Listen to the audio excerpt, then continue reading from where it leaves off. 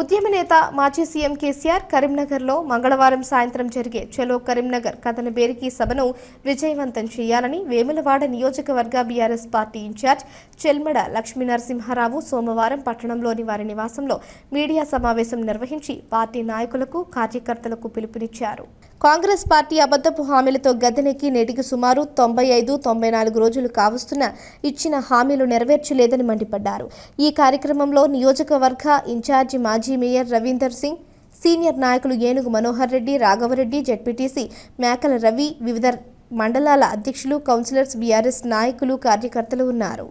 మాజీ సర్పంచ్లు, సీనియర్ నాయకులు అందరూ, మరి మా మార్కెట్ డైరెక్టర్, మున్సిపల్ చైర్మన్లు, మున్సిపల్ కౌన్సిలర్లు, ఇతర నాయకులందరూ కూడా మరి కూర్చొని రేపు ఎలా పోవాలి, ఇట్లా పోవాలి, భ్రమణ ఎట్లా సక్చాలని మరి చర్చించడం జరిగింది. అలా మీ ద్వారా మరి ప్రజలందరూ కూడా ఒకటే విన్నపం చేస్తా ఉన్నాను. కాంగ్రెస్ సుమారుగా 94-95 రోజులు అయింది ఆల్రెడీ గవర్నమెంట్ ఫామ్ అయ్యి. 100 రోజులలో 6 గ్యారంటీలు మేము చేస్తామని చెప్పడము, మరి ఆచరణలో మాత్రము ఈ 6 గ్యారంటీలో 13 మరి కార్యక్రమాలు చేస్తుంటే కేవలం ఒక 4 కార్యక్రమాలు వాళ్ళు చేపట్టడం, ఇలా ఏదో లాంచ్ చేయడం, ముఖసుత్తుగా పార్లమెంట్ ఎన్నికల కోసమే చేయడం తప్పితే ఆచరణలో పెట్టే కార్యక్రమాలు ఇది కూడా చేస్తారు. ఏదైనా ఉద్దరబేరం ఇప్పుడే మన ఇది కూడా డబ్బులకు ఇచ్చే ప్రక్రియ చేపడుతున్నారు.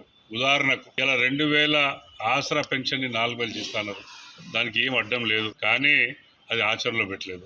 ఈ రోజు మరి గౌరవ ముఖ్యమంత్రి గారు ఇందిరమ్మ ఇండ్లో లాంచ్ చేశారు. రాబోయే 3-4 రోజులనే ఏదైతే పార్లమెంట్ ఎన్నికల షెడ్యూల్ గానీ నోటిఫికేషన్ రాబోతా ఉంది. తర్వాత కోడ్ అమలైన తర్వాత ఏం చేయలేరు. కేవలం ప్రకటన కోసము పార్లమెంట్ లో ఎన్నికల ప్రక్రియలో మాకు ఓటు రావాలి, మీరు లాంచ్ చేశారని కేవలం ప్రజలను మళ్ళొకసారి మభ్యపెట్టే కార్యక్రమంలో వాళ్ళ అబద్ధ ప్రచారాల ఆచరణ యోగాన్ని ప్రచారంలో ఇలా మళ్ళొకటి చేయడం జరిగింది. అందుకని ప్రజలు అప్రమత్తంగా ఆల్రెడీ ఉన్నారు. వాళ్ళు ఆశించింది ఒకటి, జరుగుతూ ఉన్నది ఒకటి. మేము ఒకటి అడుగుతా ఉన్నాము. మొట్టమొదటిది సభ, ఈ ఎన్నికల ప్రక్రియలో పార్లమెంట్ ఎన్నికల ప్రక్రియ మొట్టమొదటి సభను భారీగా ప్రజలందరూ కూడా తరలి రావాలి.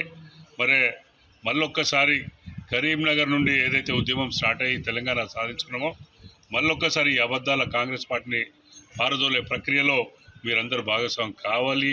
మీ అందరికి కూడా మనవి చేసుకుంటూ మరి రేపు సభను సక్సెస్ చేయాలని మీ అందరికీ సరిగా మనవి చేస్తున్నాను. నమస్కారం.